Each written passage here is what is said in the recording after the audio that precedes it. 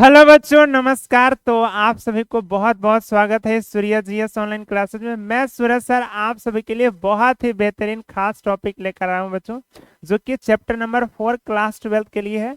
वो है गतिमान आवेश और चुंबकत्व। और इसमें एक बहुत ही बेहतरीन प्यारा सा टॉपिक जो कि बार बार एग्जाम में पूछा जाता है, 2 से 3 नंबर का क्वेश्चन, वो है भाई चुंबकीय क्षेत्र। तो चुंबकीय क्षेत्र और चुंबकीय फ्लक्स जैसे टॉपिक्स को हम इसके अंदर कवर करने वाले हैं।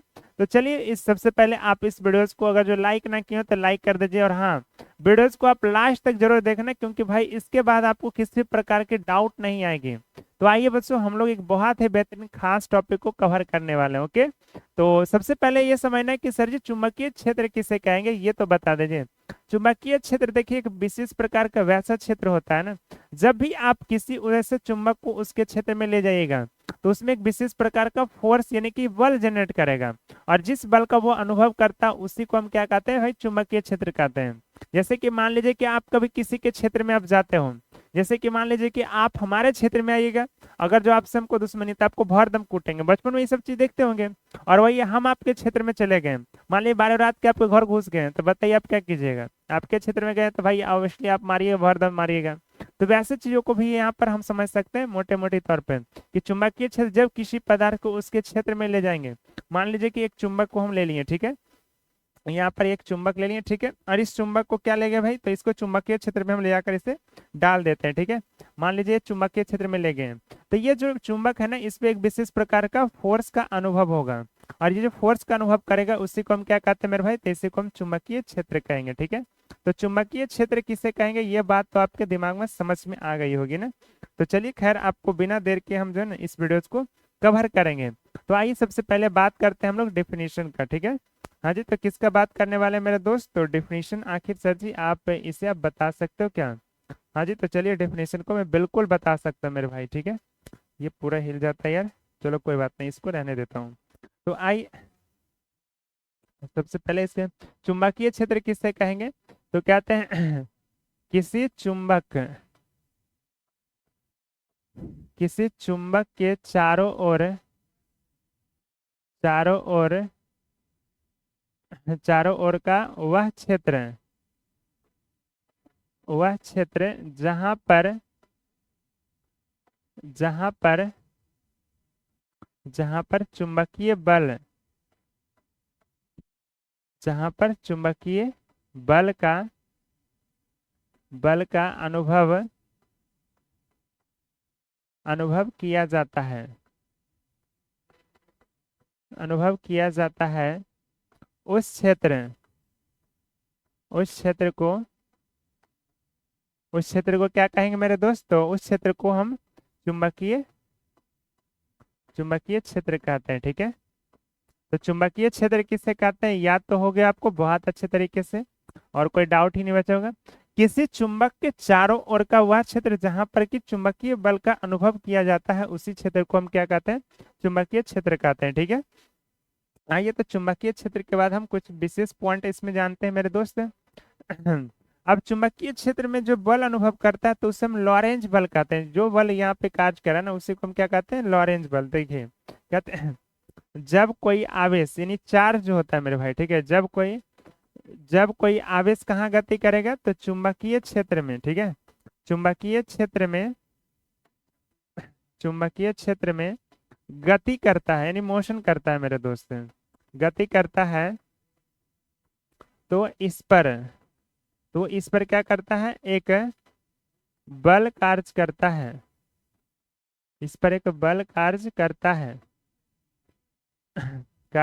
है जिसे जिसे हम क्या कहते हैं, चुंबकीय बल कहते हैं मेरे दोस्त। चुंबकीय बल कहते हैं, या तो फिर इसी को हम चुंबकीय बल या लॉरेंज बल कहते हैं। कौन सा बल कहेंगे मेरे दोस्त, लॉरेंज बल कहते हैं, ठीक है। तो लॉरेंज बल किससे कहते हैं, ये भी आपको याद हो गया। अब इसमें से खास तौर पर देखिए, एक आप प्लेट लेते हो, ठीक है। इसमें मैं क्या लूंगा भाई, एक चुंबकीय क्षेत्र को बनाते हैं, ठीक है। ये देखिए एक चुंबकीय क्षेत्र है। अब इसमें हम क्या करेंगे, तो भाई इसमें हम कुछ चुंबकीय बल रेखाओं को इस प्रकार लंबवत आपको डालते हैं, ठीक है। तो यहाँ पर जो है इसमें चुंबकीय क्षेत्र जो है आपको, इसको हम बी मान लेते हैं, ठीक है। और इस पर जो है क्यू आवेश हम क्या किए भाई, तो क्यू आवेश चार्ज को इसके अंदर लेकर गए, ठीक है। तो इस पे विशेष प्रकार का फोर्स कार्य करेगा इसके एरिया के अनुदिश से। तो इसके लिए सबसे पहले आप देखो भाई, तो एक इक्वेशन आप मान लेता हूँ मैं भाई, ठीक है। लेता हूँ, माना कि कोई आवेश क्या मान लिए भाई, कोई आवेश क्यू ले लेते हैं, ठीक है। कोई क्यू आवेश क्यू, चुंबकीय क्षेत्र को हम क्या मान लेते हैं भाई, चुंबकीय क्षेत्र बी ले लेता हूँ, ठीक है। बी इसका चुंबकीय क्षेत्र है, और किस वेलोसिटी से, तो भी वेग से, ठीक है। चुंबकीय क्षेत्र बी और भी वेग से क्या करता है, भी वेग से गति करता है। तो उस पर उस पर लगने वाला बल लगने वाला जो बल एफ जो होगा मेरे दोस्त, एफ वो किसके बराबर हो जाएगा, तो हो जाएगा यू भी बी साइन थीटा काम करेगा, ठीक है। हाँ जी, तो भाई क्या काम करेगा, एफ बराबर यू बी भी साइन थीटा काम करने वाला है, ठीक है मेरे दोस्त। तो ये आपको फॉर्मूला अच्छे से समझ में आ गई होगी। तो चुंबकीय क्षेत्र क्या है वो तो आपको कहीं पर दिक्कत नहीं है। चलिए अब इसका हम लोग मात्रक को देखते हैं, ठीक है। चुंबकीय क्षेत्र के मात्रक को समझते हैं मेरे भाई। तो चलिए सबसे पहले लिखेंगे चुंबकीय क्षेत्र चुंबकीय क्षेत्र का मात्रक, इसका फॉर्मूला आप पहले निकाल लीजिए मेरे भाई, ठीक है। क्या निकालिए, सबसे पहले फॉर्मूला निकाल लीजिए, ठीक है, मात्रक से पहले। आखिर एफ बराबर फॉर्मूला क्या लाए थे, क्यू भी बी इंटू साइन थीटा। अगर जो यहाँ पर आप बात कीजिएगा ना, तो बात कीजिए यहाँ पर भी और, ठीक है बच्चों, क्या बात करेंगे, भी और बी जो है थीटा के बराबर हो जाएगा। थीटा बराबर क्या हो जाएगा, भी और बी का क्या हो जाएगा मेरे बच्चों, कोण हो जाएगा, ठीक है। भी और बी के बीच का भी और बी के बीच का कोण हो जाएगा, ठीक है, बीच का कोण। इसलिए हम क्या लिख सकते हैं, तो इसलिए हम लिख सकते हैं यहाँ पर, इसलिए बी निकालेंगे, ठीक है। बी निकालेंगे तो एफ एफ अपॉन क्या हो जाए मेरे भाई, क्यू इंटू भी हो जाएगा, ठीक है। ये आप याद रखिए, चुंबकीय क्षेत्र को हम क्या भाई, तो बी से सूचित किए थे, अर्थात चुंबकीय क्षेत्र का फॉर्मूला क्या हो जाएगा, तो सर जी चुंबकीय क्षेत्र का हो जाएगा यानी बल, यानी ये हो जाएगा बल मेरे भाई, ये हो गया आवेश आपका, और ये क्या हो गया इसका वेग हो गया, ठीक है। आवेश और ये बन जाता है वेग। इसी से आप मात्रक भी निकाल सकते हो, ठीक है। इसी से क्या निकाल सकते हो गुरुजी, मात्रक। तो मैं इसे लिखूंगा भाई, इसका मात्रक क्या हो जाएगा बताइए। मात्रक का बात किया तो बल का मात्रक होता है न्यूटन, ठीक है, न्यूटन प्रति, और आवेश का क्या हो जाएगा, एम्पियर, न्यूटन एम्पियर, और इसका क्या हो जाएगा, वेग को मीटर में मापेंगे मेरे दोस्त, ठीक है। तो ये मात्रक भी आपको अच्छे से याद होगी, कोई दिक्कत है नहीं।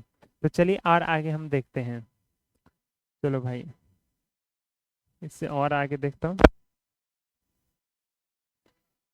हाँ जी, तो इसका आप बीमा आप निकालना चाहो भाई, तो इसी से बीमा भी निकल जाएगी, ठीक है।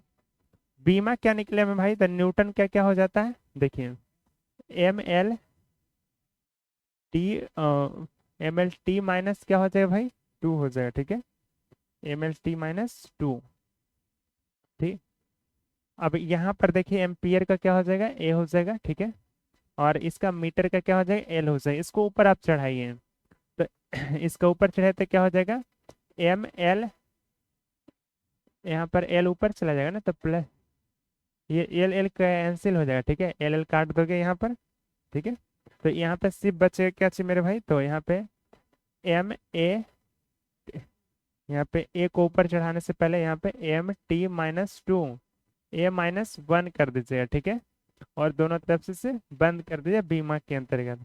तो इसका बीमा भी आप निकालने सीख गए मेरे भाई, और इसका मात्रक भी आप समझ गए, ठीक है। अब चलिए इसका हम देख लेते हैं भाई। तो यहाँ पर आपको जो है कोई इसका और अन्य मात्रक भी देखिए बहुत सारा होता है, ठीक है। इसका अन्य मात्रक देखिए मेरे भाई, तो क्या है, अन्य मात्रक इसका देखिए तो क्या हो जाएगा, हाँ, इसको हम बोलते हैं वेबर से भी करते हैं, वेबर प्रति मीटर स्क्वायर हो जाएगा, ठीक है।